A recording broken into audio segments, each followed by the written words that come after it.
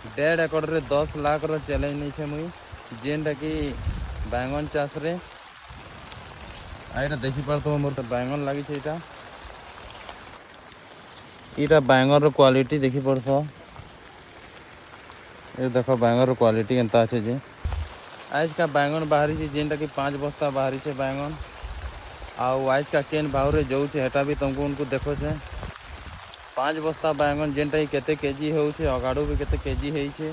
अरे टोटल करिकरा फिर बतो छे तुमको मनकू जेनटा कि इटा लागी छे 1.5 एकड़ रे बैंगन इटा देखि पड़तो इटा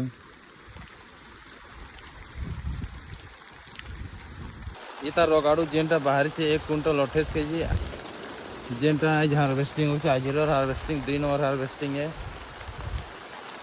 आज का 2 नंबर हार्वेस्टिंग करा हो छे जेनटा कि 5 बस्ता बाहरी छे आ केते केजी हो छे टोटल करके तुमको बतो छे एटा भी आज का बाहरी थला 1 क्विंटल 45 केजी